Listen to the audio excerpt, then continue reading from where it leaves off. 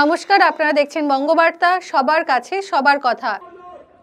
বামেদের ব্রিগেড সমাবেশে মানুষের ভিড় প্রত্যাশাকেও ছাপিয়ে গেছে, কিন্তু সকলেই ভাবছে 2026-এর বিধানসভা নির্বাচনের আগে বামপন্থীদের উৎসাহিত ও উদ্বুদ্ধ করতে ব্রিগেডের ভূমিকা কার্যকরী হবে বললেও আদেও হবে তো, এমন সন্দেহ কিন্তু থেকেও যাচ্ছে।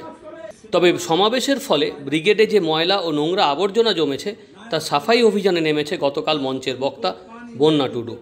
আর সমাবেশে ঘুরে দাঁড়াতে ধর্মঘটকেই অস্ত্র করেছে বামেরা।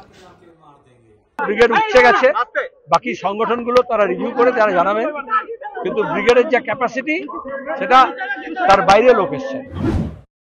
25শে ফেব্রুয়ারি আমাদের সম্মেলন শেষ হয়েছে রাজ্য, তারপর থেকে আমরা বলেছি 26 থেকে 26-এর লড়াই শুরু হলো।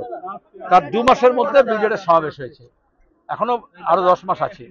লড়াই শুরু হয়েছে একেবারে নিচু স্তর থেকে, খেটে খাওয়া মানুষ, মেহনতি মানুষ, শ্রমজীবী মানুষ তার মজুরির জন্য, তার মজুরির দামের জন্য, তার ঘামের দামের জন্য, তার ঐক্যের জন্য, সম্প্রীতির জন্য লড়াই করছে।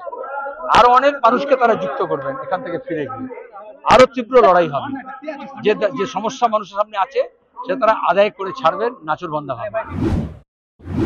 এক গালে সুপ্রিম কোর্ট, হাইকোর্ট গাল চড় মারছে মমতা প্রশাসনের, আর ওই হরগোবিন্দ দাসের স্ত্রী চন্দন দাসের মা আর এক গালে সপাটে চড় মেরেছেন।